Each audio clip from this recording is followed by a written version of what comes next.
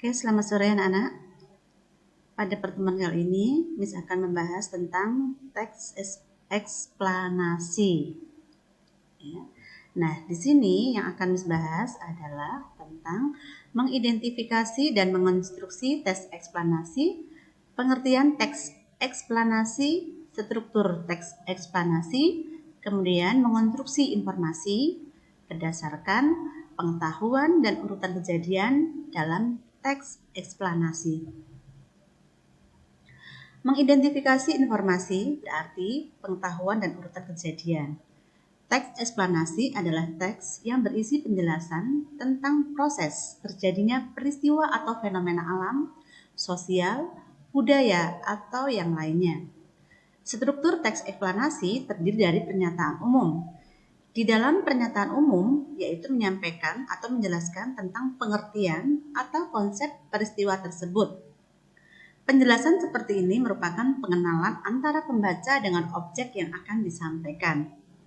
Contoh paragraf pernyataan umum.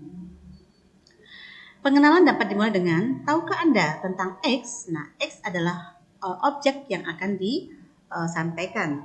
Pernahkah Anda melihat X? X merupakan atau X berasal dari dan jenis-jenis X. Nah, X di sini adalah maksudnya adalah peristiwa yang akan kalian sampaikan. Struktur yang kedua adalah deret penjelas.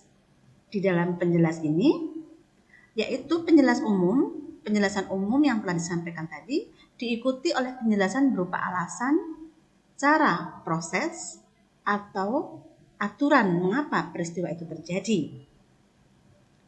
Dalam eksplanasi, sebuah peristiwa disebabkan oleh peristiwa sebelumnya, atau peristiwa tersebut mengakibatkan munculnya peristiwa-peristiwa pada urutan waktu.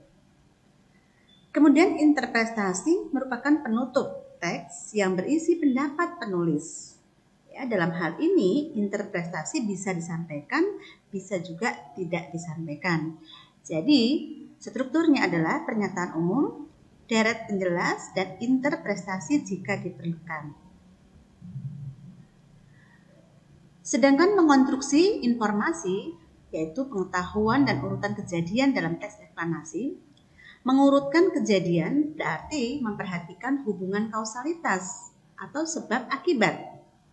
Bila kita cermati dari direkonstruksi, sebuah peristiwa memiliki bagian-bagian yang terstruktur, mulai dari sebab hingga sampai menimbulkan akibat, atau sebuah akibat yang disebabkan oleh beberapa peristiwa penyebab. Contoh, dengan aktivitas tertentu, tubuh kita akan kehilangan banyak cairan atau dehidrasi. Karena aktivitas, maka kehilangan cairan. Menganalisis dan memproduksi teks eksplanasi. Di dalam teks eksplanasi harus kita ketahui kebahasaannya. Ya, kebahasaan adalah hal-hal yang terkait dengan apa saja sih kebahasaan dalam teks eksplanasi. Yaitu adanya istilah.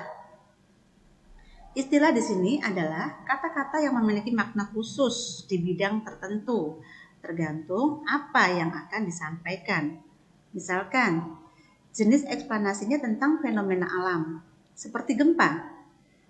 Seperti gempa bumi di sini, istilah yang muncul maka lempeng bumi, sesar, vulkanik, geologi, tektonik, lava, magma, itu adalah kata-kata teknis, kata-kata jenis ya, kata-kata teknis atau kata-kata istilah, ya, kata-kata istilah yang ada, yang muncul di objek yang kalian sampaikan. Karena di sini objeknya adalah tentang fenomena alam yang kita bahas gempa bumi, maka istilah-istilah yang muncul adalah hal-hal yang berkaitan dengan gempa bumi. Adanya konjungsi kausalitas atau konjungsi sebab akibat. Ya. Peristiwa dalam eksplanasi berkaitan dengan peristiwa sebelumnya dan sesudahnya. Hubungan kausalitas juga dapat dinyatakan dengan penggunaan verba kausatif dan kausalitas. Verba kausatif adalah kata kerja yang dapat menyatakan makna kausalitas, seperti menyebabkan, disebabkan oleh, mengakibatkan, atau diakibatkan oleh, berakibat pada, berdampak pada, atau menimbulkan, dan sebagainya. Sedangkan konjungsi kausalitas adalah kata penghubung yang menyatakan sebab akibat berdasarkan letaknya ada dua jenis, yaitu konjungsi kausal, yaitu berkonjungsi intra kalimat, dan konjungsi antar kalimat. Maksud di sini adalah konjungsi kausalitas itu bisa letaknya di intra kalimat atau letaknya konjungsi itu ada di antara kalimat. Berikut contoh verba kausatif. Hujan asam dapat menyebabkan. Dapat menyebabkan di sini adalah contoh verba kausatif. Hujan asam dapat menyebabkan matinya ribuan ikan di Danau Maninjau, Sumatera Barat. Kemudian contoh konjungsi kausalitas intra kalimat. Ya, karena adalah konjungsi intra kalimat. Karena saluran air tertutup sampah, jalan ini mudah tergenang air. Contoh konjungsi antar kalimat. Masyarakat banyak mendirikan bangunan liar di bantaran kali. Akibatnya, air di aliran sungai tidak lancar. Kemudian kita juga menemukan konjungsi temporal. Konjungsi temporal pernah selalu kalian bahas, kalian pahami, yaitu konjungsi urutan waktu.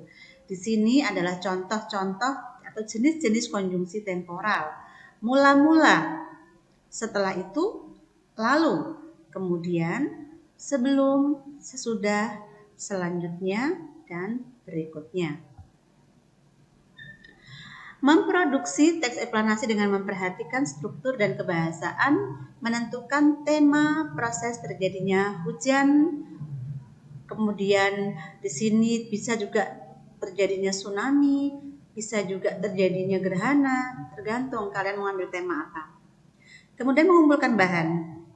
Mengumpulkan bahan ini kita harus membaca buku, menyimak dan membaca berita, atau berpengalaman kalian sehari-hari. Selanjutnya yaitu menyusun kerangka. Di dalam menyusun kerangka ini memecahkan topik ke dalam beberapa subtopik. Kemudian mengembangkan kerangka tersebut. Nah, anak-anak, itu materi tentang teks eksplanasi, baik strukturnya, kebahasaannya, kemudian bagaimana cara menulis teks eksplanasi. Miss Novita mohon maaf karena banyak typo-typo ya di teks ini ya. Tetapi dari penjelasan Miss Novita mudah-mudahan kalian bisa memahami dan apa yang disampaikan ini bermanfaat buat kalian. Terima kasih atas perhatiannya. Sampai jumpa pada materi berikutnya.